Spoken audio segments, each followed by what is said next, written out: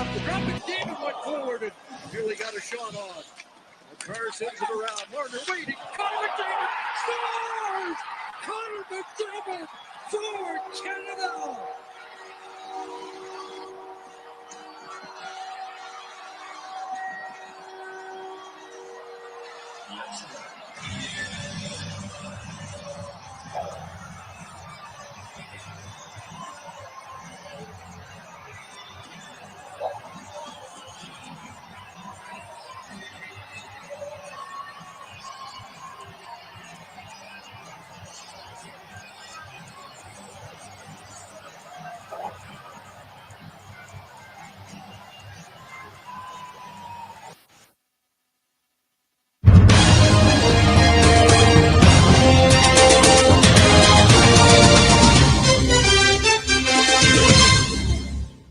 And ladies and gentlemen, welcome back to another episode.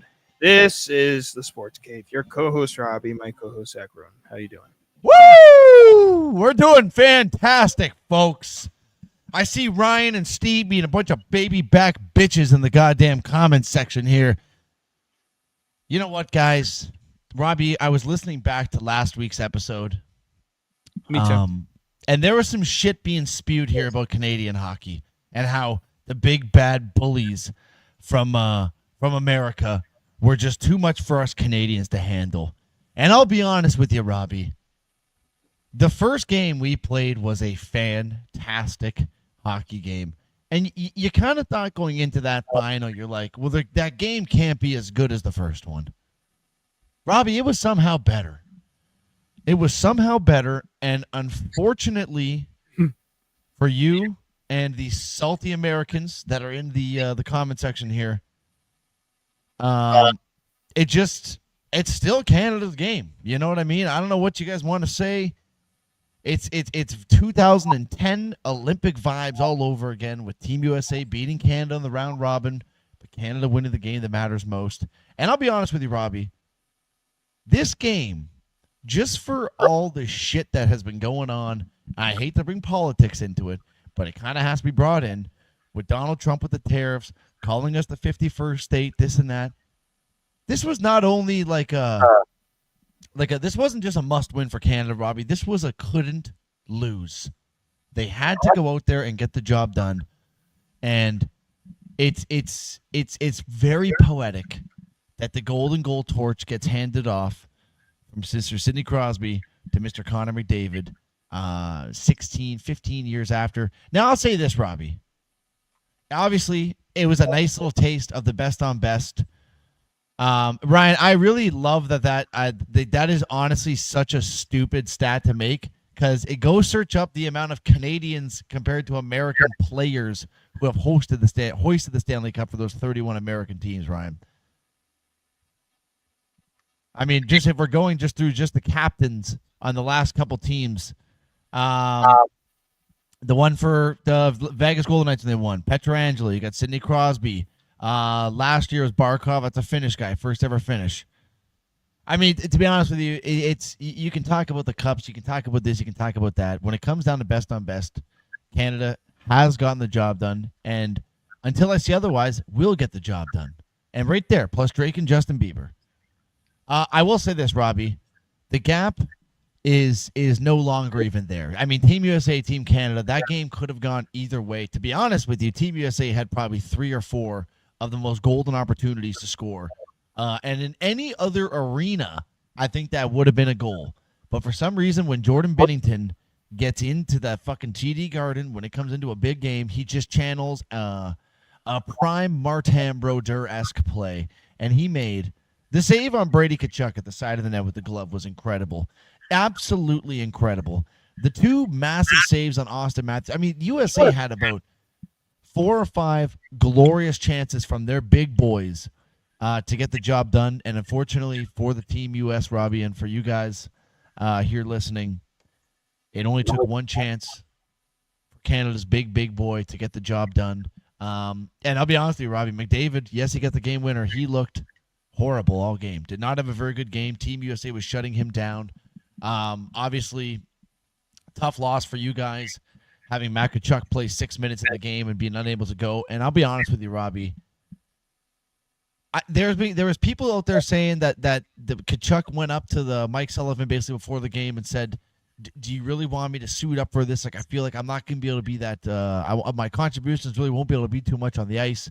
Like, maybe you should give it to the spot to a Tage Thompson or, because at that point, if he comes out, you're not going to put in Quinn Hughes and have like 8 defensemen. That'd be just a little bit silly. You'd have to fill it up with a forward, but."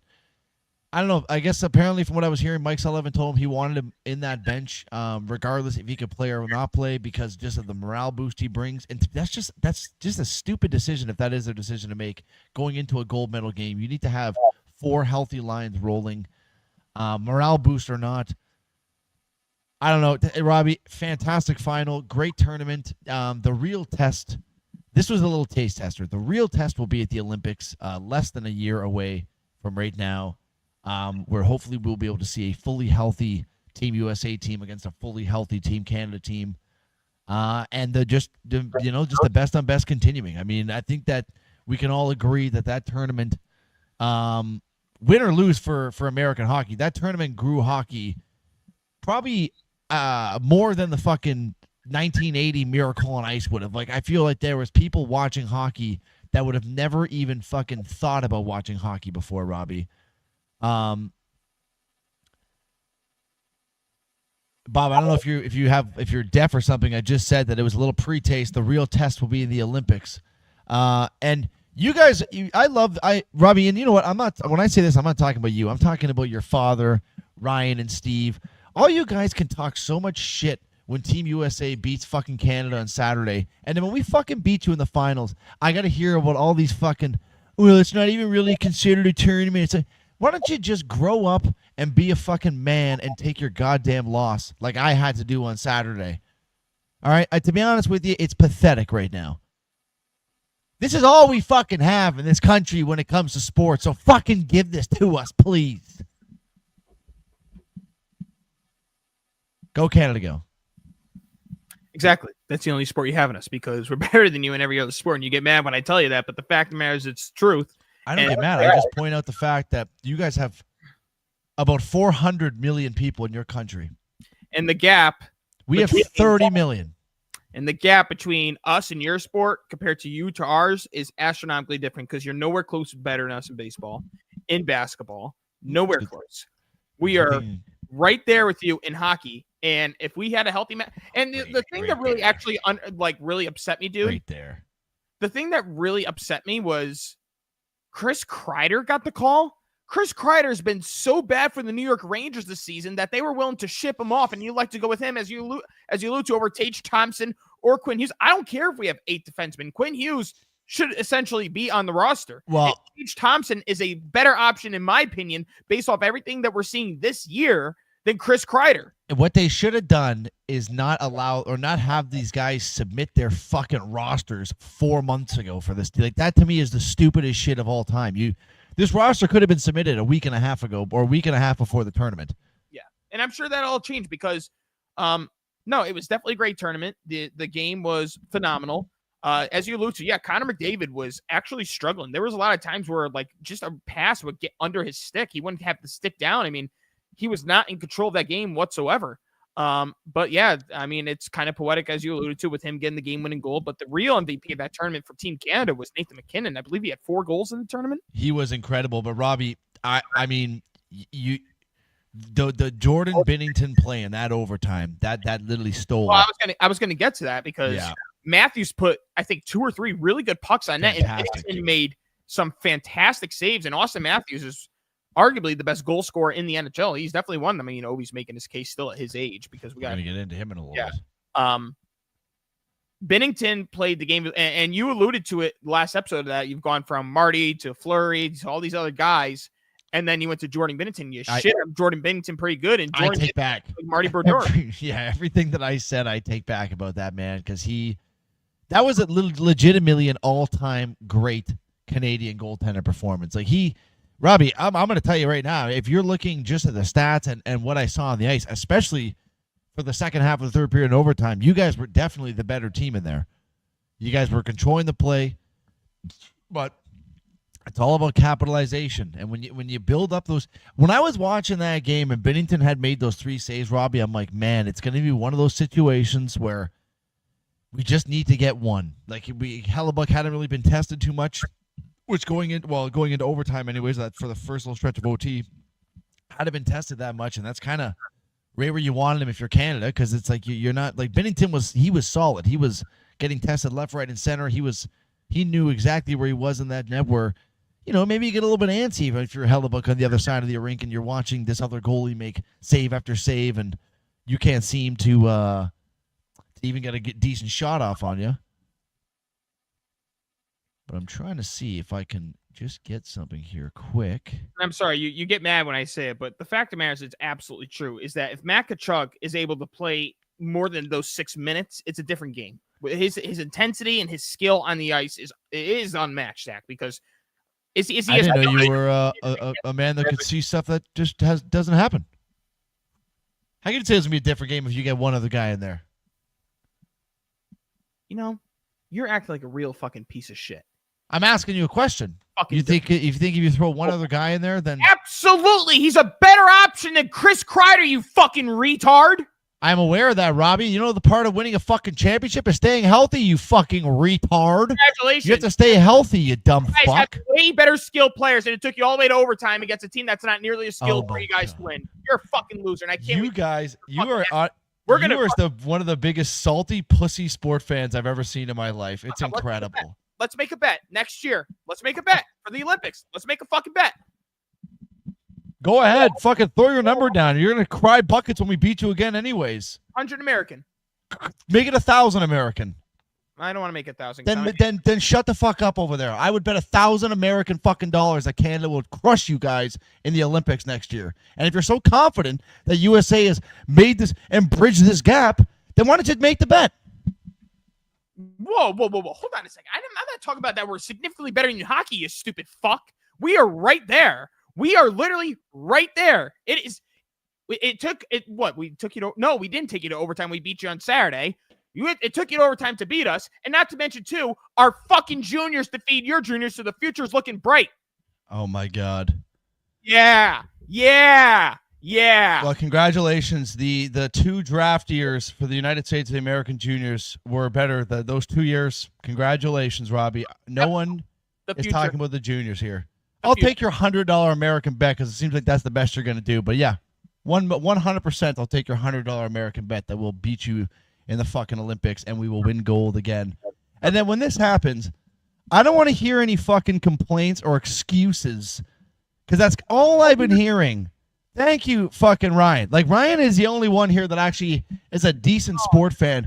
All you guys do is, well, I'm not going to get the benefit of the doubt because if Tkachuk was playing, it's going to be a whole different game. And Ryan started off talking shit. Look, he literally started off talking shit. Enjoy your tariffs. Yeah. You don't understand what Ryan is. Ryan is the type of person to shit talk, and the second he doesn't have anything else to say in the shit, he starts to the fucking sympathetic of, kissing someone's fucking ass. Because that's what Ryan is. He's a shit talker, and when he has no more material, he's an ass kisser. I love you, Ryan.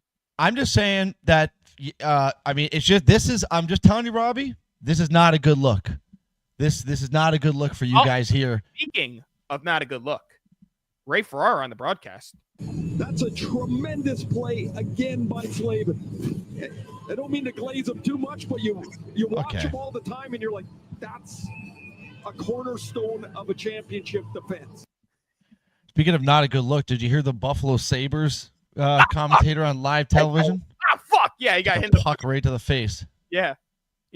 All right, Zach, hold on. Let me answer Steve. Steve, we did have a good talk about it here. I'm more so going at people like Bob, who can't ever like grow a set of balls and say congratulations. It's ridiculous to me, and it's a terrible look. I mean, it's rosters are set essentially, Dad. Yeah, Jesus Christ, Bob. We're fucking a year away, for Christ's sakes. I don't think they're releasing odds in that. But Zach, Rob, before we move on, I don't want to move on yet because speaking of the 4 nations, I believe I have a couple clips of PK Subban, and yes, I think every minute one is like 2 minutes, the other one is over 3. Ladies and gentlemen, PK Subban. At one point, everybody knew him because he was one of the few, if not the only, black player to play hockey as a defenseman for the Predators Devil. Definitely was not the only one. But he was recognized by everybody because he was definitely the best out of all the players in hockey. Yeah, he was. Now, he explains why the NHL is making a run to compete against the NBA. And honestly, Zach, as I play the clip here, he's not wrong. What are you playing for? Like, if you're really about it, if you're really about sports, then you're about two things: your teammates and the fans. And I'm sorry, it doesn't matter how much money you're making.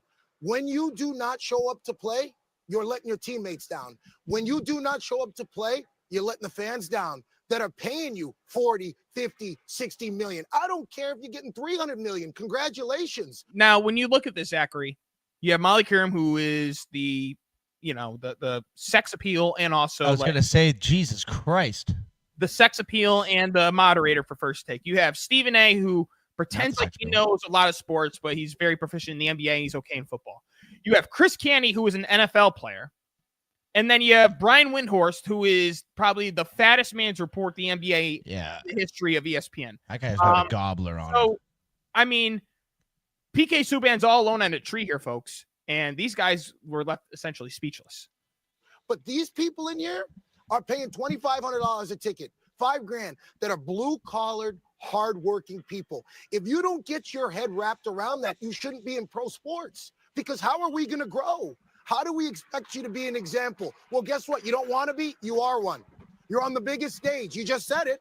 They make the most money. You're an example. You got to show up. You got to take that on. I'm sick and tired of making athletes greats, all-time greats that aren't the best examples. Those are the people that we want our kids to follow, that we want athletes to follow. That helps us in our game. Stephen A., you want athletes to be educated on this and understand this. They got to understand the importance of showing up to the All-Star game and being on the court and playing banged up sometimes and playing injured maybe at times. Thank you. And participating, because here's the thing. Because you're making 100, 200, 300 million, you should be out there banged up. You should be. That's why we pay you, is to max out. We talk about greatness and it being the longevity of somebody's career. I don't care if you play 50 years. I want your best 10. I want you on the court dominating. I want you to go all out. I want Michael Jordan. I want Kobe. That's what I want in every sport. That's the guy that I follow. If you're a different version than that, you don't get my respect. That's me, and that's my angle. That's who I am. But I think we got to be very careful on that. I mean, is there any sort of truer words that have ever been spoken? Fucking love it. And Marcus said, where's Bob McKenzie? We don't need no Bob McKenzie, Mark, when we got Black McKenzie right there, Mr. PK Subban spitting out cold, hard facts. All right, here's PK Subban about the NBA product in general. And again, PK is just spitting absolute facts here. It's going to be essentially the same things, but there are different things said. Heard what Giannis says. He says, hey, I think what we should do is, let's say, the world take on the American players in the NBA. Kind of somewhat sort of what are you doing in the NHL? What do you think? Well, listen, hockey's a different sport from the NBA. You can't compare the cultures because of the way the game is played. You can step on an NBA floor and go through the emotions. You can't do that in hockey. You can't. Like the culture of our sport, you have to play it with passion. You have to be willing to fight. You have to be willing to leave it on the ice. That's what fans are investing in. So for us, when we charge $1,500 for a ticket to come to Fortnite, fans know what they're getting. Cale Makar, the best defenseman in the world, wasn't in the lineup for this game. This was the most viewed game that we've had in years. And you see it, it's because it's not just based on the skill and talent. It's based on the pride, honor, playing for the guy next to you. I got a question for the NBA players. What the hell are you playing for? What are you playing for? It's not about the money. You make all the money. What, you're injured? Well, there's a difference between being hurt and injured. Are you hurt or are you injured? There's a difference. In hockey, we play hurt. We play injured. That is the culture of the sport. It's always been that way. So you want to talk about the business, the CBA, fans get all of that. But what do fans resonate with? They resonate with what's real. You got to fight sometimes for your country. You got to compete. You got to go out there and leave it on the ice because those people are paying the price of admission. So fans know whether our stars are on the ice or not, they're getting their money's worth. The NBA has that issue that they got to work on. You got to create a better culture for your players. It starts with the leaders. This issue, there was no issue when Jordan was around. There was no issue when Kobe was around. There's no issue when Sidney Crosby's around. There's no issue when Wayne Gretzky was around, because those are true leaders. They lead by example. Sidney Crosby, Hockey Canada, those players, both Canada and U.S., it was the players that did that for the four nations. It's not the league. The league set it up, but the players went out there and decided and said, you know what, boys? We're all in. When is the NBA going to do that? Because, I haven't sat down and watched the NBA consistently since Kobe. Since Kobe has died, I have not sat down and watched the NBA consistently. I love basketball. Love the players. I think LeBron's great. I think KD's great. Steph Curry, love watching them. But you got to be on the court. You got to be there, and when you're there, you got to go all in. The fans got to feel that they're getting their money's worth. And right now, there's a big difference between what the NHL's doing with those events and what the NBA's doing. Four Nations works because the players are all in. And Zach, before you get to your point, the only thing I want to say is Giannis bringing up the USA versus the world. I think the world players would have something to play for, because in the world, you would have people like Luka, Jokic, Giannis, SGA as a part of the world because of Canada, amongst other players. But the thing is, a lot of these guys in America, did they represent and show as hard as they can for the Olympics? Yes. But if they did that for the All-Star break, do I think that they played the same intensity that they do for the Olympics? No, I don't think so. And I love what he said there. Are you hurt or are you injured? Because if you're hurt in hockey, you're playing. If you're injured in hockey, you're playing. These guys can legitimately get teeth knocked out on the ice, and they're back out there in a heartbeat. Whereas the NBA, a fucking hangnail, they got to go to the fucking locker room with the trainer, dude. And not for nothing too, Zach, and then I'll let you get to your point, because you can describe this better than me. What really upset me is, I'm going to go to it as a Nets fan. James Harden made the attempt to play in the playoffs with the bad hamstring, with everything on the line against the Milwaukee Bucks. Did Giannis undercut Kyrie's ankle? Yes, he did. Did Kyrie make the attempt with everything on the line? No. Kevin Durant was out there all by himself with a hobbled James Harden, no Kyrie, and everyone else was just role players that fit well when you had one of those two guys on the court at full health. And then you had the incidents at the All-Star game, a couple hours before the game. What do we expect to see from the court tonight, LeBron James? You'll see nothing, because I have an ankle injury. And what does he do a couple days after that? He plays a game. Anthony Edwards, what does he do at the same thing as LeBron? He plays a game. These guys get 50 to 60 million motherfucking dollars to sit games. And the thing that pissed me off the most is Kobe set the example in his final year. Kobe said, listen, I played in LA for 20 years. If I need to rest the game in LA, I'm sorry. You had 20 years to see me. If you didn't see me, there's nothing I could do. But these guys on the road, especially in the Eastern Conference, where you only get to see them once, not twice, show up, not 3 times. I'm going to play every road game left on this schedule. And that's what Kobe did at the age of 40 with a multitude of different injuries. He played where you have LeBron sitting out games, Kawhi sitting out games, Kevin Durant has sat out games, Harden has sat out games, Ja Morant, Zion Williamson.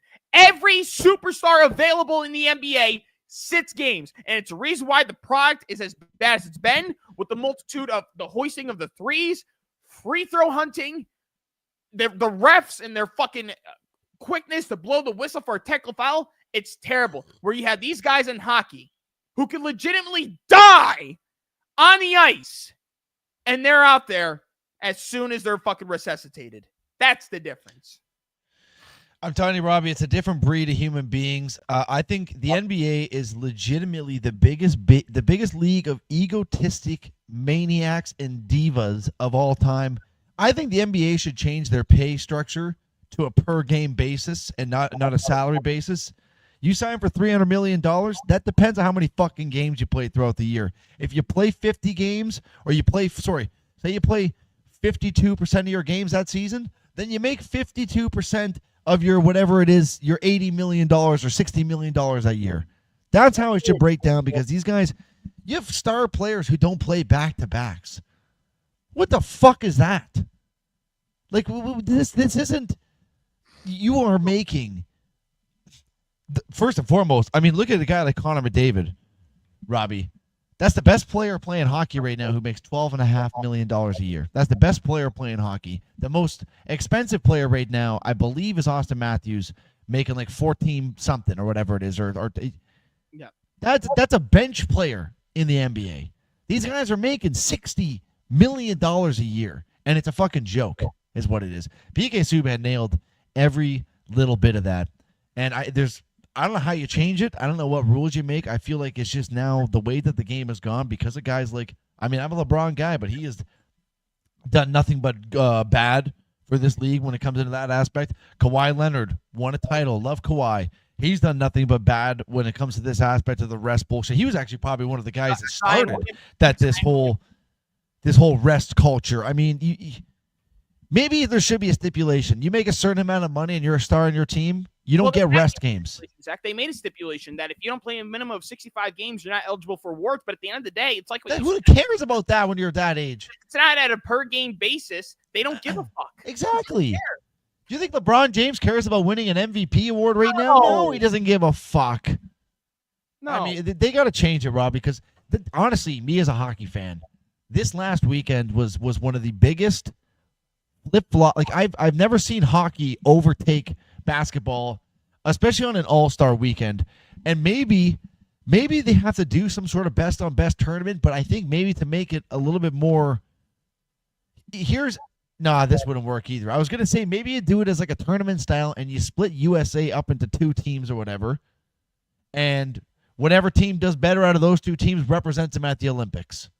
Or something like that. Like you're playing, I obviously it wouldn't work, but they need to figure something out along that line where they have to go in there and actually give a shit. Because I feel like even if you do a best and best tournament, you put like a 4 nations for basketball type thing, USA is not going to really give a fuck, I don't think. Now, the problem too with the NBA is Adam Silver. David Stearns was not a player-friendly commissioner, and they had to go out there and everything. Where Adam Silver turned to a very player-friendly commissioner, to where now it's backfired on him. He's trying to come up with a consistent way of new concepts to try and make the game revolutionizing. And like we talked about, I think it was last week or 2 weeks ago, after Mac McClung won the dunk contest and John Morant is trying to recruit people. You got Aaron Gordon, Giannis, Levine. Dude, at the end of the day, next year it's going to be a couple G Leaguers, some fucking YouTuber, and Mac McClung. Yep. Hey, so, you know, Robbie, what Wembanyama and Chris Paul did, I don't care if that's a way that you could break the rules. It was a fucking disgrace. You look like an idiot when you do something like that. Exactly. You're making a mockery out of every single human being in that building that spent hundreds and hundreds of dollars to be there that day, to buy the merch for that day, to buy the drinks on that day. You're making a fucking joke out of everyone in that arena. But Robbie, going on, dude, we have one more thing to discuss in hockey. Then I feel like this is kind of transitioning us into basketball talk. So if you're okay with it, I'll get through the last little bit of our hockey news, and we can throw this right into basketball. I just want to say one last thing. You've seen it with the NHL All-Star Game. The NHL All-Star Game, they're not going to fucking go out there guns a-blazing. You know what I mean? Because you're not going to go in and checking everybody in an All-Star Game.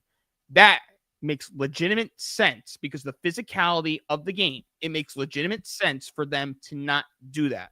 Where in the NBA, it's not that hard to play a little bit of defense, bro. It really isn't. And I just seen a video of Michael Jordan's last All-Star game. Kobe Bryant didn't give a fuck. I'm going out there to win. And Kobe beat Michael Jordan the final All-Star game with the Western Conference against the East. That's how it should be. It used to be a fucking game. It used to be guys trying to play the best they can possibly be to see how they stand up against the best that's playing in the league. And now it's just turned into a glorified fucking, I don't even know. It's a joke is what it is. And Robbie, to not take anything away from that, even the NHL All-Star game is also a fucking joke. Like it is an absolute joke as well. They need to, I would get rid of the All-Star game all in all. I mean, if that's how they're going to be treating it, the Pro Bowl's flag football, get rid of that. Get rid of the NBA All-Star game. Get rid of the NHL All-Star game and do something like the NHL just did there. And maybe when you see the ratings, because apparently the final game, Robbie, for Canada and USA had like over 16 million viewers.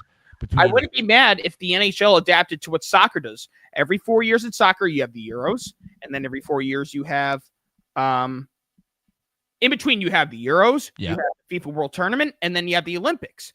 I wouldn't be mad if hockey adapted on that, where it's like whatever That's nation, what they're doing. and get rid of the All-Star game in general. Okay, or if you want to nominate people and do like a skills competition thing, I think that's fine. But the game needs to be played. No, not necessarily. You want to do a bunch of skill things and call it a day. Good, call it a day.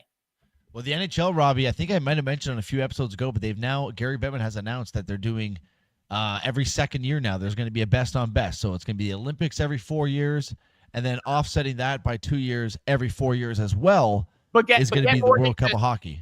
Get more than just those 4 countries. Like I know what's it'll be we're talking this will be like a legitimate world championship.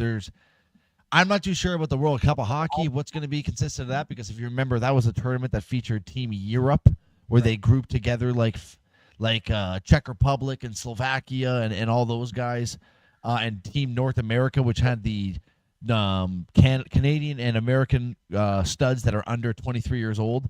I actually wouldn't be upset if they did something like that as well. But I think to make it a best on best, you got to include Russia. You got to. You just want to take this. Mark, you're the goddamn man. The greatest fans in the world. Fucking You love got to Mark. include every fucking place or every country, Robbie, or at least the big 8. You know, Russia's got to be in there. Obviously, the 4 that were in the 4 nations. You need to throw Czech Republic in there. Slovakia probably deserves to be in there. And then at the last one, whatever, 8 could be Germany. You put the Leon Draisaitl in Germany. Fantastic. Yeah, Stützle and Draisaitl. I think that's what they got to do, Robbie, and I think that's what's going to be done. But the last little bit of hockey news here, Robbie, I didn't think it was going to be even near close to possible this season, especially after getting injured. But Mr. Alexander Ovechkin, in the first game back of after the 4 nations, which obviously he got some good rest because Russia wasn't included. And Robbie, I should also point out, Washington Capitals sit second place in the league right now. Not one player from their team called into a 4 nations roster, so they're all well rested. Alex Ovechkin pops a hat trick in his first game back after the 4 nations, Robbie. 13 goals away from breaking Wayne Gretzky's all-time record, 12 to tie, 13 to take it. He's now at minus odds. I thought he's 15. He's 13. 13 goals away. He's now at minus odds to beat this record this season, Robbie. Want to see So his here's goal? the hat trick goal. It's the empty netter. Scored Emberson. It sticks snapped. Here's Ovechkin.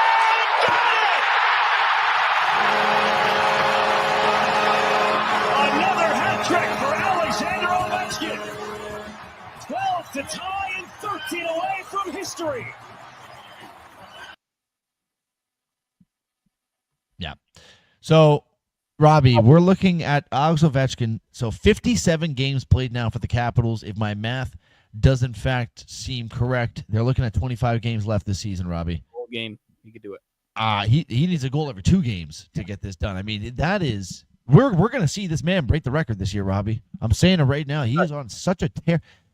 If he would have played his stats now, Robbie, based on an 82-game season being played at 39 years old, he's on pace for 92 points and like 50-something goals, 59 goals or something like that, I think it is.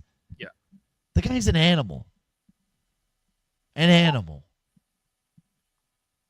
But 13 goals left, 26 games, 25 games left to do it, Robbie. I believe he gets it done, and we will. Yeah, Marcus. And people, you know what? Here's the thing that I find hilarious, too. People are talking shit because he has gotten a lot of open net goals this year. Gives a fuck. Dude, he still has 800-something goals, and I can almost guarantee you at least 40% of his all-time goals, Robbie, I'm saying over 300 of his goals come from the top of the fucking circle on a one-timer there. I mean, one of the best goal scorers, the best goal scorer of all time, not one of the best goal scorer of all time until Austin Matthews breaks his record. But the best goal scorer of all time as of right now. And it's going to be exciting to see him break it this year, Robbie. Yeah, dude. I mean, when I was growing up on SportsCenter, the 2 people you always saw on SportsCenter that meant anything to the game of hockey were Sidney Crosby and Alex Ovechkin. And when Ovi got his Stanley Cup, it was like, thank God, because Sidney would normally get the better end of him. And it's just good to see that Ovi got his cup. And for him to he will shatter this record this year or next year because there's no doubt in my mind if he's a couple goals away, he's come back for one more year just to shatter it. It's like you said that one timer. It's like you know what's coming, but you can't. You can't stop it. And Robbie, can I tell you this? This could be a little bit embarrassing to say live on the Sports Cave, live on air. Watching Ovi win that Stanley Cup, I remember watching it live. I was a Pittsburgh Penguins fan at the time, but I was so happy. You didn't cry. I literally teared up. If you watch the emotion of that man grabbing the goddamn cup, Robbie, that is something I think that sports is missing right now. Because even now when a guy wins a cup, you don't see that raw emotion.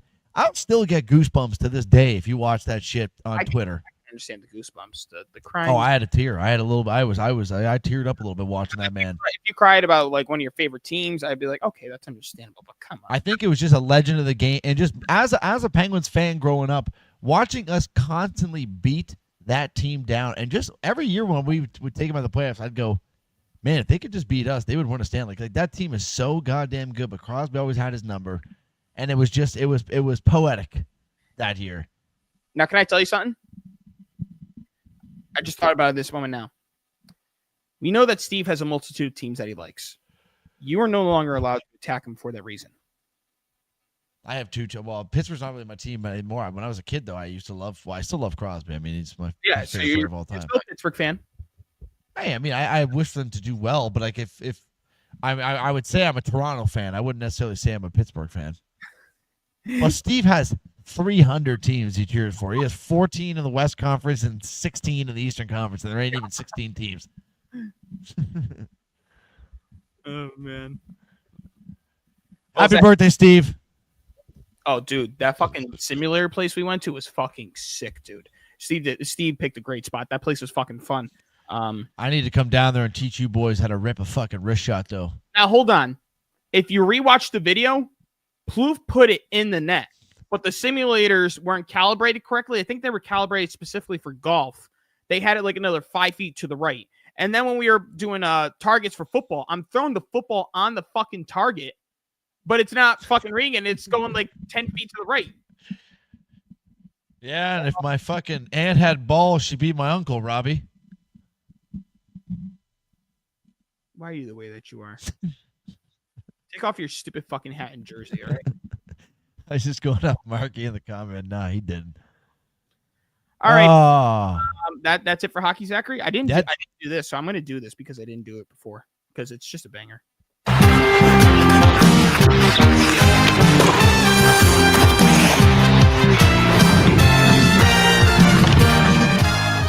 Shim-ba-da-bum-bum, shim-ba-da-bum-bum. There's no excitement for me. Congratulations, Canada.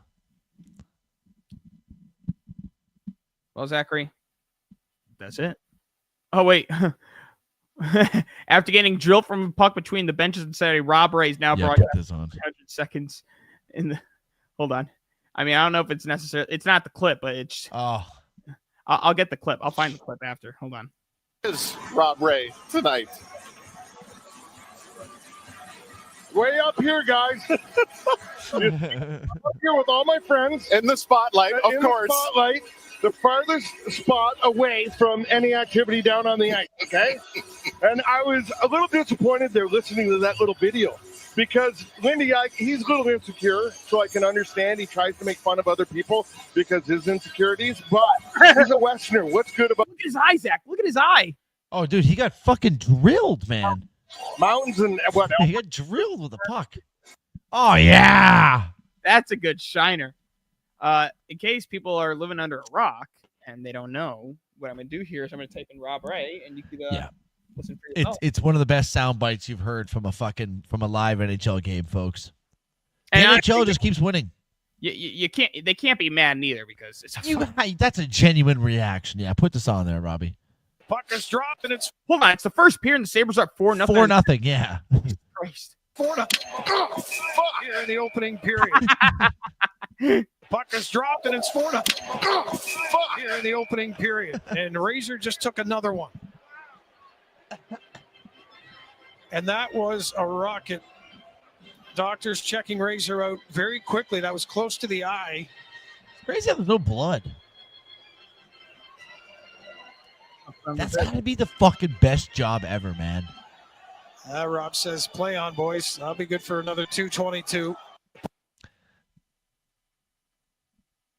That's got to hurt like hell, Robbie. Puck right to the dome, cold arena. Shut the fuck up, Dylan, you fucking pussy bitch. Yeah, fuck you, Dylan. That's my Keisha, by the way. Oh. I feel like I should go put my Leaf jersey on right now. We're going to be on here for a while. When the fucking Leafs score, you're going to be hearing this. Well,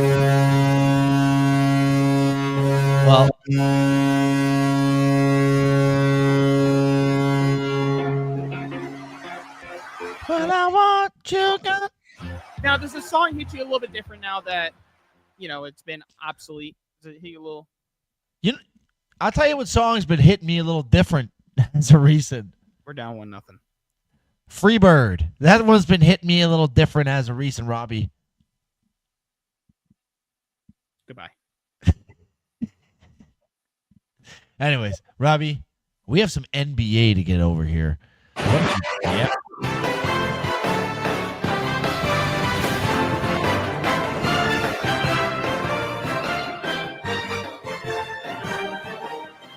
For three. It's the NBA on the Sports Cave. Yes, it is, Robbie. It's the NBA on the sport.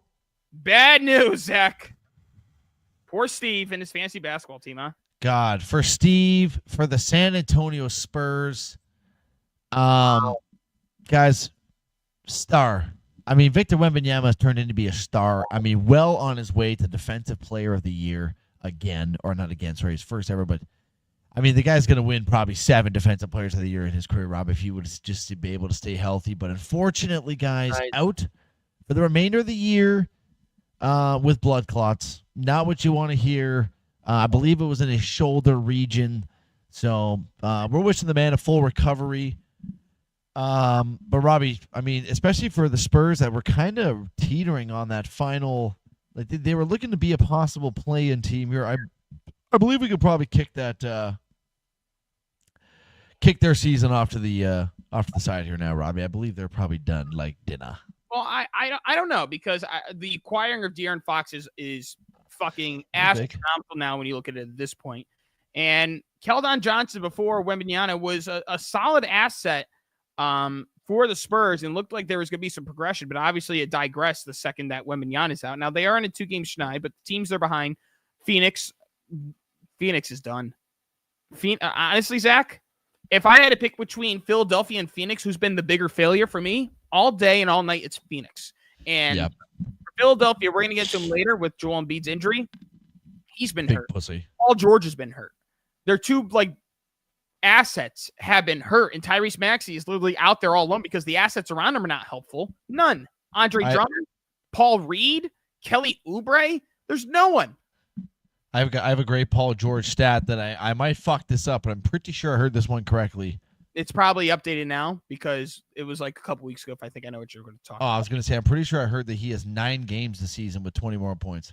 Oh, never mind. I was going to say there's a video out there where he actually has legitimately more podcast clips and field goals made. Wow. Well, I didn't know that either. That's insane. But I feel like Paul George this guy was a 20-point. That was a guaranteed. That was a given. Was MVP. He was damn near an MVP, dude. God, don't you love to see it though? Especially when you go to a shit team like the fucking 70 Dick Lickers. It makes me so happy to see that this team sucks horsecock, Robbie. Well, going back to the Spurs, and then we'll get into the Sixers later. So Wemby's out for the year, and then the other unfortunate news is, Popovich want to stick around for as long as he can to, I think, try to become the all-time wins leader in NBA history. And unfortunately, with the stroke that he suffered in November, there's a good chance that his coaching career will be coming to an end. Which is just terrible, man. You never want to hear that. It's not the way you want to go out, bro. No. So the Spurs, I mean, it's been nothing but bad news the last couple of weeks, but we're hoping both of the Wembanyama and Greg Popovich a speedy and healthy recovery for both, and we're hoping to see Wemby on the court next year. And Pop, the most important thing is your health, and as much as it means to try to get that wins record, I mean, if anybody should reach out to him, Zach, it's Bill Belichick. It just, you both did your time when Pop and Belichick, and the game's in good hands. You guys left. Well, I don't know if the game's in good hands after we just talked about, but you made a difference for the game. You made a difference for the game. 1,000,000%, Robert. 1,000,000%. Okay, so back to the Sixers. Zach, I like the ticker that you put here because I could update it, but I completely agree with you. For those of you listening to the podcast, the ticker reads Joel Embiid is a pussy. Yes. So add that on to my coworkers who don't like it when we call people faggots, cum guzzlers, and retards. Pussy. Well, yeah. I mean, this guy is a bona fide bitch. For a guy that is the size of a Mack truck, man, this guy either needs to drink his milk or I don't know what this guy needs to do. Maybe grow a set of balls. Maybe drop his plums. Flopping he does, dude. The amount of flopping he does and flails himself on the floor. So you hear from this fucking guy all game is him fucking making those moans. Yeah, flapping his big ol' ass on the floor. It sounds horrible, but I said it last year too when he got hurt. Or 2 years ago. Was it last year or 2 years ago? 2 years ago. When he went and got off when he faced Brooklyn and he was just fucking flopping all over the place on people significantly smaller than him, like Royce O'Neal, and hurt his knee. I'm like, good. You want to keep flopping like a fucking bitch? That's what you fucking get. I don't feel bad. I don't feel bad, dude. I don't feel bad for players that are like that. Not at all. Here's Paul George, Zachary, on the current state of the Philadelphia 76ers.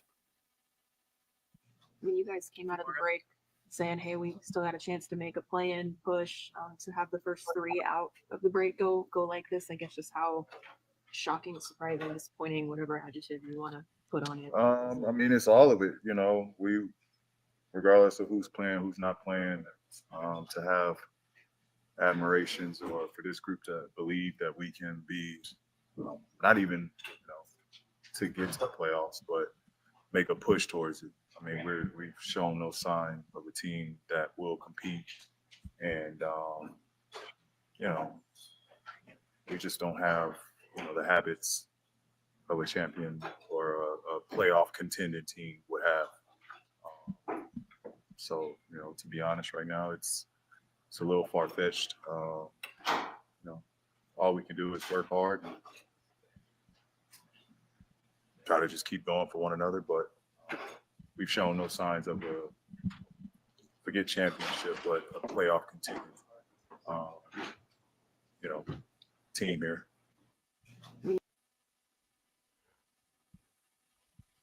I think that's the most emotion and passion Paul George has shown for the game of basketball because it hasn't been on the court.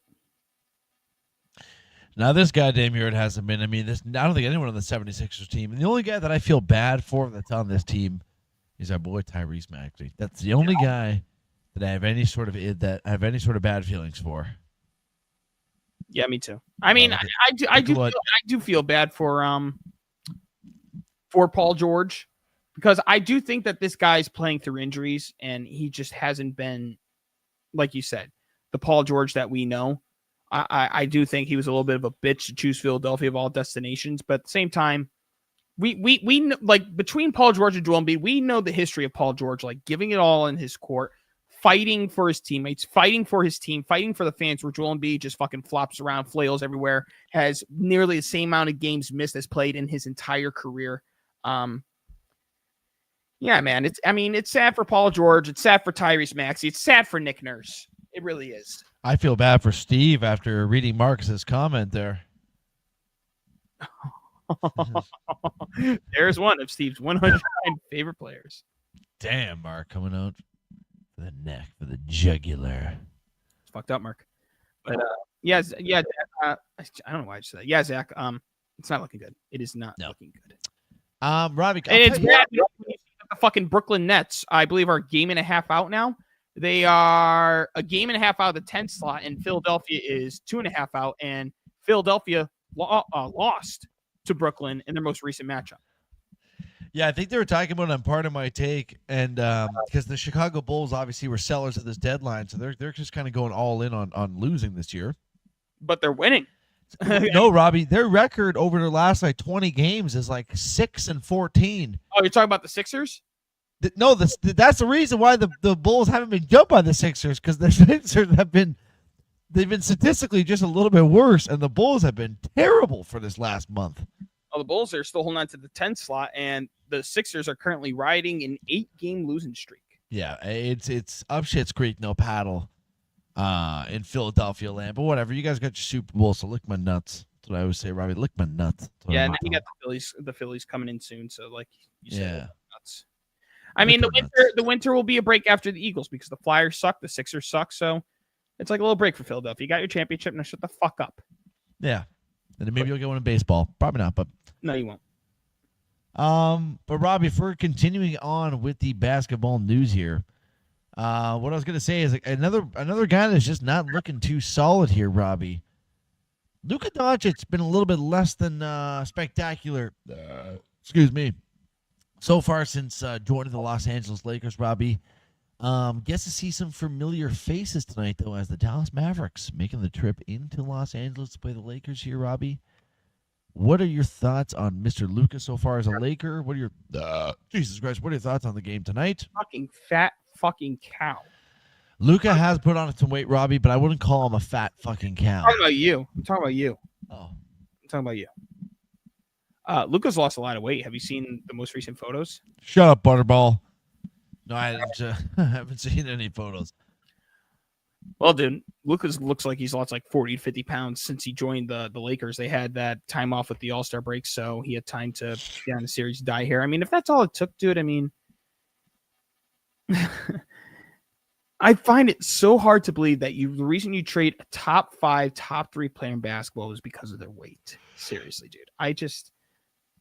Especially a guy that's like theoretically probably not even in his prime yet, Robbie. No. I mean, and he's already doing what he's doing out there. He's only going to get better. You know, when I'm thinking of Lakers, dude, I mean, if LeBron and Luka could play at their highest levels, which is definitely possible, and the thing is all the way throughout the playoffs because more games are going to be played in between for LeBron James, who's 40 years old. They could make a run for the finals now, Zach. They have a better chance now than they did with Anthony Davis. I mean, wait. If you get him playing, that's the thing though, Robbie. He's been less than spectacular since joining, but obviously it's a new team, it's a new system. It's a new system. He'll figure it out, but I mean, fuck. And I think he just had a 34-point double-double game last night or 2 nights ago. What? Fuck me to tears. I'll get you that score right now. Hold on. I'll tell you what he did. And the Lakers are in the 4 spot too, man. I mean, JJ Redick has done a phenomenal job with this team. Phenomenal. They beat Denver 123-100. Luka had recent game. Luka had 32 points, 10 rebounds, 7 assists on 46% from the field, 44 from 3, perfect from the free throw line, 8 of 8. Well, I'm an idiot. I'll admit it right now. That's okay. We still love you. I'm an idiot. That's gay. But I'm an idiot, guys. Yeah, but Robbie, no, I do agree with you. They definitely have a way better chance now winning it with Luka Doncic instead of Anthony Davis. The fact that trade even occurred is still just it boggles my brain Right. down to its inner core. Right. Yeah, dude. Robbie, they got a game tonight and against the Mavs, and I think Luka's going to go for a triple-double, and I think the Lakers are going to win this. And the spread is astronomical. I made a big-ass parlay for no reason, and I have the Mavs plus 9 points in the parlay.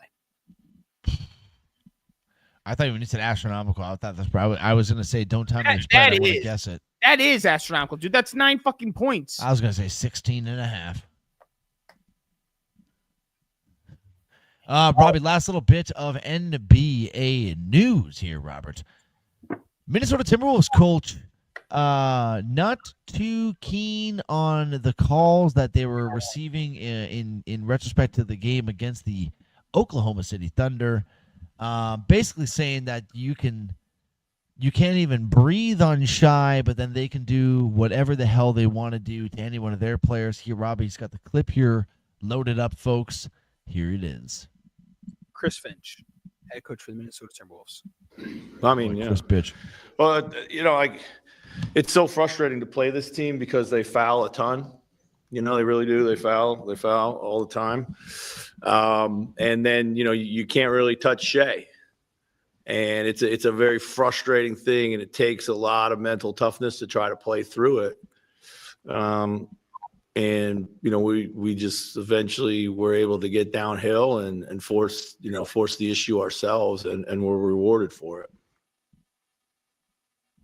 Now, Minnesota did face a 25-point deficit, and they came back to beat OKC in overtime. I'm gonna look up Shai Gilgeous. I'm gonna look up his average attempts of free throws per game, Zachary. Yes, sir. Yeah, I mean, it's like, what else are we going to expect here, guys? This is what happens when you're a top player. You get some of the calls. 2022 and 2023 season, Shai averaged 10.9.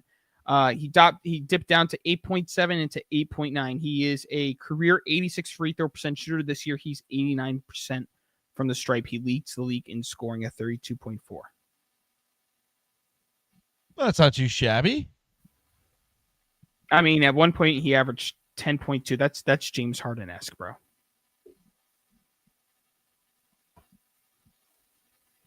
Listen, Zach, I'm going to tell you right now, and it's not me being a hater because, you know, Steve, Tyler, Deshaun, they all like OKC. I'm not buying into OKC to win a championship, bro. Because if they're not getting to the stripe, they aren't winning a lot of these games. And the other thing, too, is if they go up against a team like the Lakers, they're going to – I mean, Chet is useless because Chet's not going to be able to guard LeBron James or Luka Doncic out in the perimeter or with their style play. It's not possible.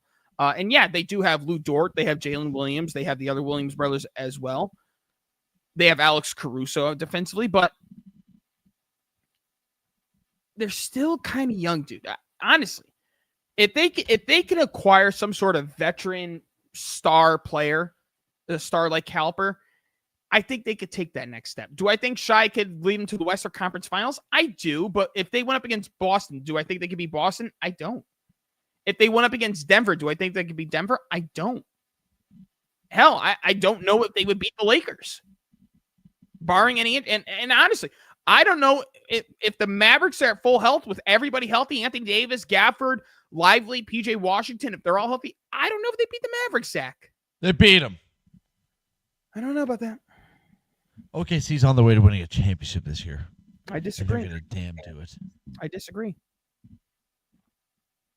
I mean, in the Western Conference, the Grizzlies are averaging more points per game than OKC. The Nuggets are averaging more points per game than OKC. The Lakers are only a couple points off. The Mavericks are at 115. They do have the best differential in the opponent's points per game out of every team in the NBA. Actually, 105.6. No, second best because the Mavericks have 105.2. I don't know, dude. I'm not buying into the stock yet, dude. Well, we'll have to wait and see what happens here, Robbie. But I mean, obviously, as the best team so far this season, I would like their chances going in. They're one of the best teams. I think aren't they in first in the league right now? No. Who's that? Cleveland. Cleveland. That's another thing too. I guess if you're not sold on the OKC, I'm not really too sold on the Cavs. I'm not neither. We just want to take this moment to salute you, the greatest fans in the world. Steezy. We love you too. We love you too. Subscribe at Prime. That's what I like to fucking see right there. Thank you, Steezy. Let's have a chug for Canada on that one here, folks.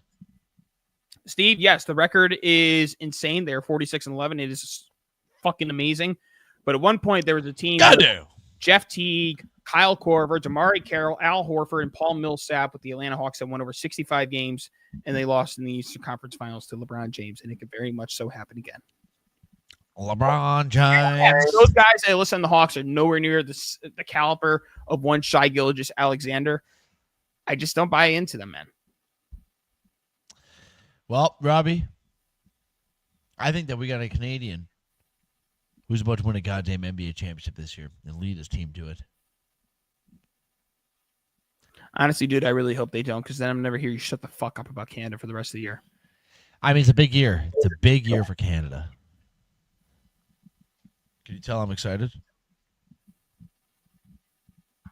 I hate you. Robbie, you know we should both hate. I don't think there's any more NBA news here, Robbie, but before we switch pace to some MLB, I would like to bring up a little bit of basketball here at the college level, Robbie. And before I say this, Robbie, I'm going to take a second here because I should be wearing all black. Now, Zach, I have here the top 10 free throw attempts per game for players in the NBA. Should I go from 10 to 1? Yeah, sure. I was just going to say rest in peace, UConn. Robbie, go ahead and 10 through 1, give her. So tied is Kevin Durant and Anthony Edwards at 6.1. Tatum at 6.4. Jalen Brunson at 6.8. Damon James Harden tied at 7. Booker at 7.1. Trae Young at 7.3. Anthony Davis at 7.6. Shai at 8.9. Giannis at 10.4. But the difference between Giannis and Shai is the free throw percentage. Shai's 89. Giannis is 57. How the fuck are you 57% if you're Giannis Antetokounmpo? Like, that to me is just like, what the fuck are you doing? The top free throw shooters in the NBA. Shai 89.2, Anthony Simons at 89.4, Sexton at 89.4, Devin Booker at 89.5, Kobe White at 89.8, Cam Johnson at 89.9, some coffee dude on the Clippers 90.7, same with Kyrie, Dame at 91.9, Curry at 92.7. That's what I'm talking about. That's free throw shooting right there, Robbie. That is. Yeah, dude. Listen, I went into this year not expecting UConn to win a national championship. I wanted it. I wanted to. Robbie, fill air for 2 seconds here. I got a light flickering like a madman. It's fucking going to give me a goddamn epileptic seizure here pretty soon. Give me 1 second.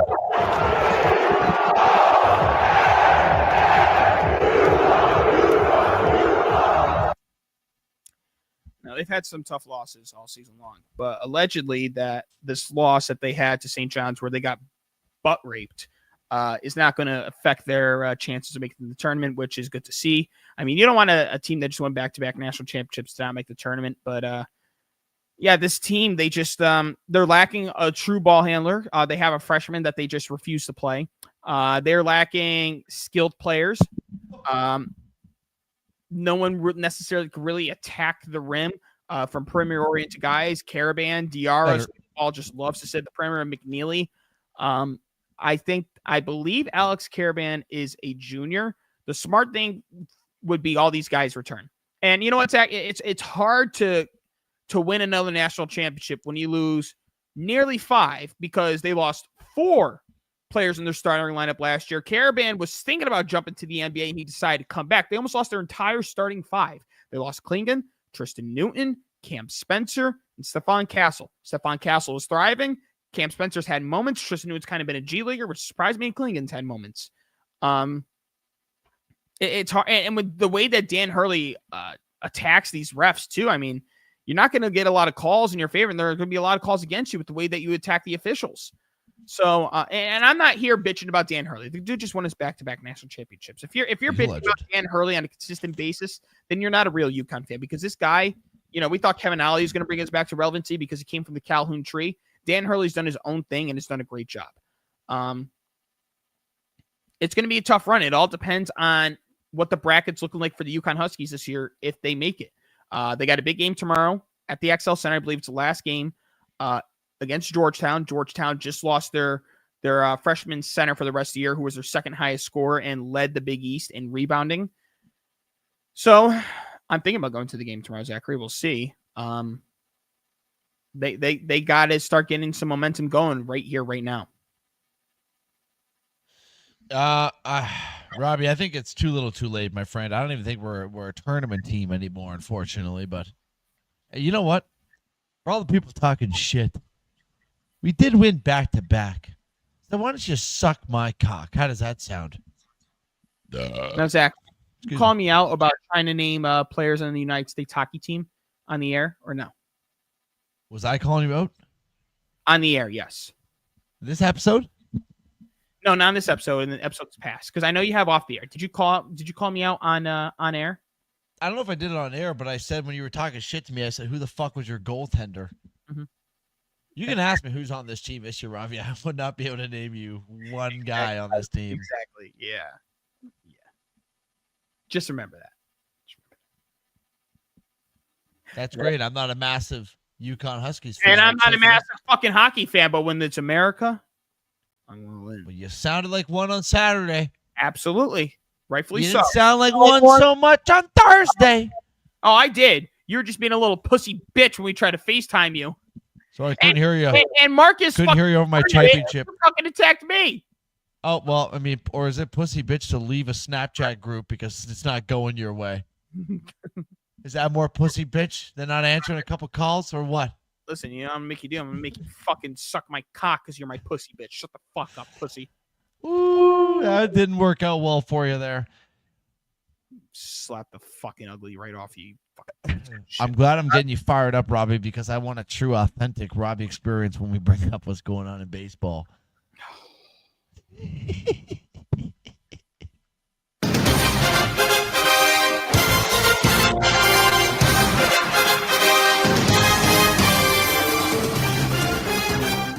Just when you thought it couldn't get any better for me over here. Oh no, this is peak Zach, bottom of the barrel Robbie. His favorite manager in baseball is Aaron Boone of the New York Yankees. We all know here in the Sports Cave how much Robbie loves Aaron Boone. And Robbie is going to get to see a lot more of Aaron Boone around the clubhouse because he is extended or signed an extension as the Yankees manager, folks. Yes, he has. I would like to just do a round of applause here, but Robbie is away from the soundboard, just dealing with what I'm going to call as waves of excitement over there. If you guys are watching on camera, Robbie is laying on his bed in what looks like a pair of plaid pajamas. You don't see those very often. The classic Spider-Man chair, or is that Venom? I believe more so a Venom chair, but Venom's not normally red in the middle, so maybe that's like a black Spider-Man, a more athletic Spider-Man, if you will. But yeah, folks, I mean, Robbie is speechless here. He is speechless about the extension of Aaron Boone. Oh, it looks like he is coming back to fruition here. I had to come back and you go. It's a black Spider-Man. It's a more athletic Spider-Man. It is Spider-Man. It's not Venom. Robbie, what do you think? I just let us hear. Let us hear what you think about this Yankee team with this Aaron Boone extension. I mean, guys, I just for you guys, if you couldn't tell my sarcasm here, Robbie is probably the biggest Aaron Boone hater of all time. He cannot stand Aaron Boone. He probably likes Adolf Hitler more than Aaron Boone. It's close. Okay, well, there you go. I'd open a beer for this, so I'm excited. I don't know what to say, man. I mean, I told you that I knew that fucking. I told you that Aaron Boone was going to come back, Zach. I told you this was going to happen because they made the World Series, so they view this season as a fucking success, even though this is the same autistic fucking retard, cum-guzzling faggot that's elected to go to a pitcher that hasn't pitched in over a month in the most critical moment of Game 1 to set the tone of the World Series instead of the guy who was dominating in the ALCS as their best left-handed relief pitcher. By the way, Zach, it took him like 2 weeks ago to re-sign into a contract, Mr. Tim Hill, who is age 35, but he looks like he's 52. People I wouldn't want to have a beer with. The girl that wrote hashtag the email, Roger Goodell and Aaron Boone, and I agree with that list right there. People I wouldn't want to have a beer with. Aaron Boone, Joel Embiid. Who's someone else that I hate, Zach? LeBron James. Those are people I would not like to have a beer with. Fucking. I really I like how we were talking about Hitler, but you kept him off that list. Honorable mention, Hitler. Yeah, I was going to say, LeBron James cracked the list over fucking Adolf Hitler. Not a good look. Not a good look by me.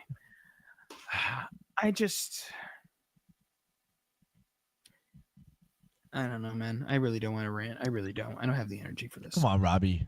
No. Let's go. It's 7:39 here. I want a 2-minute. Just what the fuck are the Yankees doing, Robbie rant here? I just don't know what value this guy brings as a manager. He's been their manager for 7 years. They've missed the playoffs. One time, legitimately, was not his fault. Brian Cashman sent up with one of the worst constructed Yankee rosters I've ever seen in existence. But, I don't know, dude. Well, here's one thing I know, Robbie. Just when you thought, that it's like, oh, man, this sucks. We got Aaron Boone as our manager. Hey, If you're a player on the New York Yankees now, Robbie, you can goddamn grow a mustache. You can grow a beard. Wait a second. Before we continue with that bullshit, really quick, hold on. This is all Aaron Boone stuff here.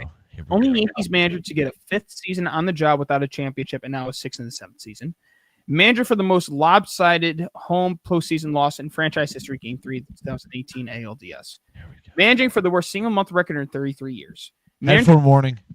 Manager for the worst season record in 31 years. Manager for the most steals allowed in a single game by a franchise in 109 years. Why did I find this? Headphone Manager warning. for the first 3+ game series sweep by NL team at Yankee Stadium in franchise history. Manager for the first Yankees team to have lost 5 straight home series in 34 years. Manager for the first time in Yankees history, the team allowed 35+ home runs and had a losing record over any 16-game span. Manager for the Yankees team to not steal base over 20 consecutive games in 61 years. Manager of the first team in the organization to have 20+ base runners in a game and score 2 or fewer runs since the Yankees franchise name began 113 years ago. Come on, Robbie. Give us one here. You're fucking about to explode. Let it go, sir. Let it out. Call him a faggot. Call him something. Autistic. Okay, that's not a bad thing, guys. There's a lot of people that are autistic, and that does not mean it's a bad thing. Retard. Oh, why did I open up this can of worms? I fucking hate him so much. You know what? I think I might have a beer with Hitler over Aaron, but that's how much I hate this fucking guy. I fucking hate this guy as a manager. As a man, he's probably a nice guy, but as a manager, it's like you took someone, you walked into a fucking elementary school, you found the most retarded kid in the class where the teachers gave him all the answers. You grabbed this fucking bozo, and he's fucking trying to put a square block into a circle opening. He's a fucking loser. Yeah, he's a donkey. But Robbie, you guys can grow beards, so it's all good in the city of New York. Dude, so honestly, Zach, I do want to talk about this. It's pretty stupid that you weren't what are we in fucking 1945? Okay, but here's the thing. This rule was established, I believe, in 1976. So close to 50 years, okay? The trend back then was handlebar mustaches, sometimes handlebars, or a clean face. When I was growing up, every fucking dad in the world basically had a clean face. You know, no facial hair, nothing. The trend now is people like to have a beard. Look at your beard. I mean, ladies and gentlemen, look at that right there. It's a nice beard. Yeah. I mean, my beard is like, it tried, you know, I continue to shave. When I go for my haircut, I specifically do that because I want to see how much it grows out until I feel comfortable with it. Zach, you need to get a derma roller. There were literally players that didn't want to sign with the Yankees because of the policy. I mean, at the end of the day, you're also at this day and age with social media, you know, your own what's the word I'm looking for here? Your own type of endorsement. You know what I mean? Like Gleyber Torres with a beard, handsome man, no homo. Devin Williams, way better with the beard. Alex Verdugo, oh my God, way better with the beard than this fucking baby face. Why would you go, oh my God, and then Robbie, that was a real dick-sucking vibe I just got from you right there. No, I meant like the difference of the human, like without the facial hair. He looked fucking terrible with no facial hair. Kevin Youkilis, when he had to shave off his goatee, he looked terrible. Josh Donaldson looked terrible. You know what I mean? It's just like the day and age that we're at now, you have to have a freshly groomed beard. You can't grow it out like fucking Brandon Marsh, which I understand. You know, I this was a route that should have been talked about a long time ago. And honestly, it comes at the right time because you lost out on Juan Soto. So you want to make sure that if you get like a Fernando Tatis Jr. wants to come join the team, you allow him to grow a beard. If Vladdy wants to come join the team, he can keep his beard. Like, it's important. Everyone's like, well, it's about tradition. It's about tradition and honor. And we're unique. The same motherfuckers that say that are the same fucking retards that have a fucking beard. So shut the fuck up. Guys, Robbie's clearly fired up tonight, folks. And before he starts getting, before he says something that's going to get us thrown off Twitch forever, I'm just going to go through this last little bit of NBA. Just give up another goal to the fucking. Yeah. Now he gets tired for the Leafs here. Also, not a great start for the New York Mets pitching rotation, Robbie, adding insult to injury here. Sean Dude, Manaea. come on. You are the fattest of all. I got gas today. My God. I got gas today, all right? I love how the ticker's still just saying that Rich Will Embiid is a pussy. Keep that on there. I think I might keep it on here the rest of the way. Sean, well, there's only one last thing to talk about here, Robbie, and that is Mr. Manaea. Sean Manaea, pitcher for the New York Mets, jumping into their already injured rotation. I mean, it's up shit's creek, no paddle right now. It seems like for the Mets, and the season hasn't even started yet, Robbie. But Soto's cranking home runs in the preseason, so I guess it's A-okay if you are a Mets fan. I forgot that Robbie is gonna. Okay, he's going back to his bed. Yeah, I mean, I guess all I got to say about that is Sean Manaea. That's a tough one there. Great season for him last year. Fantastic season. But you got Juan Soto, and the Yankees don't have Juan Soto. And if Robbie doesn't come, and he's coming back, he's now. Have you ever seen Rise of the Planet of the Apes? Because I'm watching Caesar from Planet of the Apes right now just beat his bed. Oh no! Captain America shield right here. Do you see this? Metal, Yes. right? Metal, right?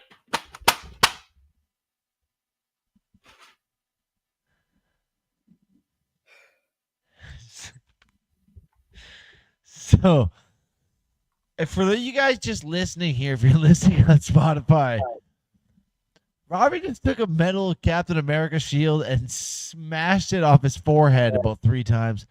And this is the man that is just, and there it is. I dented it. No, it's already dented. Fuck it. Why not? This is the guy that was calling people retarded before. I'm watching him smash a Captain America shield off of his forehead here. He does not get much more retarded than that, Robbie. I hate to use the word, but sometimes that's the only word you can use to describe it. I also very much like Marcus's comment there. If I use this creatine. Don't stop smashing your head, Robbie. Okay, folks, we're gonna end this show off here. I haven't even. You did this! You fucking did this! You talked about Aaron Boone! You had to bring up Juan Soto getting a homer in his first at bat! You did this! I mean, I didn't think you were gonna start smashing your head onto various objects in your room. Should I grab the bowling ball out of my bowling bag and hit my head with the bowling ball? I mean, now we're talking. All right, folks. I mean, stay tuned now. I mean, if he's going to hit himself in the head with a bowling ball, I feel like this is something we would like to watch here. By the way, guys, this clip is sponsored by Command Strips. Sponsored by Command Strips. There's a bowling ball. Robbie is holding blue balls right now. Robbie, all right, so now smash your head off of it. Hold on, Robbie, before you smash your head off it, read what Marcus commented. I'm seeing stars right now. That kind of hurt. Well, yeah, I don't know why you would do something like that. If you can't read what Marcus said because you got a little bit more retarded after doing that, he said, "What a gay color," is what he said. It was a free bowling ball. I didn't pay for it. Well, Robbie, I think we could probably let's you want to end it off with that because your head is actually fucking. I thought I was bleeding for a second. I think there's a bump.